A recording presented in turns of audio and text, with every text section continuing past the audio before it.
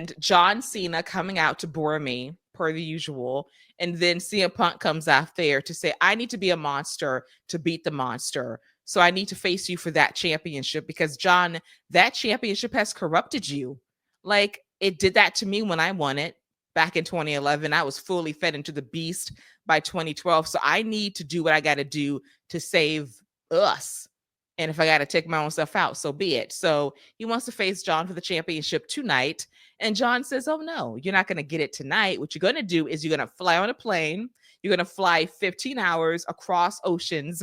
And you're going to go to the least favorite place on earth for you. And that is Saudi Arabia to do this show.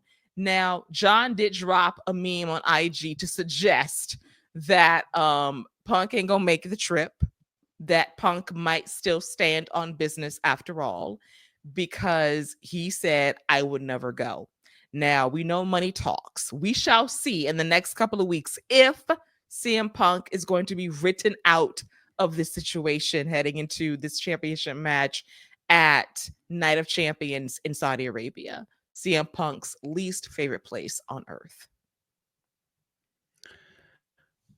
Well, if we are going to write him out, then I can't think of a better replacement than The Miz. I couldn't think of someone better to fight for his honor over in Saudi Arabia than Mike The Miz. Listen, he said he had to become the monster. That's what he sees when he looks himself in the mirror after he cashed that check that he just got for agreeing to this match to go over there. Listen, a lot of the people who are mad about this, not even mad, but are like, oh my God, the hypocrite. First of all, you should have known this when he signed the dotted line. I'm sure that there is no dollar amount that those people over there are not going to pay to get that man to come over. Secondly, he is going to make probably legit more money for this one match than probably, honestly, the rest of his contract. I mean, what are we talking about for the year? So I will never judge somebody for something like that, because it's I don't know what I would do put in that situation for one match. This is what I do anyway. Listen, I already don't wrestle full time. I'm only here a few times as it is. You gonna give me a few mil for 30 minutes of my time? I'm just saying. But I get it. You spent a few years over on the other side talking smack. Now you come over here and you get smacked with a fat check. Change your tune real quick. But if you need a ride or anything, I'm sure Mike could always use a traveling buddy. You and Sammy. Listen, Sammy couldn't get there for a long time until 2 or 3 years ago. And so we went through this. I did not watch a lot of the Blood Money PLEs in the beginning until it was legitimately a part of my job to cover it. And you have to just take a deep breath, endure it. The shows have gotten remarkably better, because in the beginning they were absolute trash and there was no point in me to watch it. I read the recaps. It was enough for me. And at this point, because they throw so much money at everybody, it is very difficult to say no when they offer all of these incentives. They're getting a Royal Rumble next year. They're probably going to get a WrestleMania because they can give out $300 million to get it.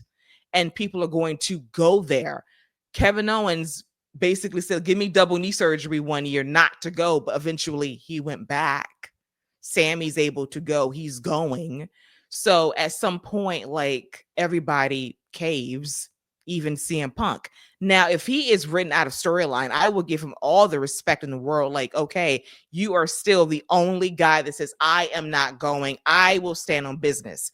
If that's true, I can never say a bad thing about the guy, but I'm not shocked by it either, because when you signed back with WWE, you knew this is a part of the deal eventually, that you would have to go over there and do a show.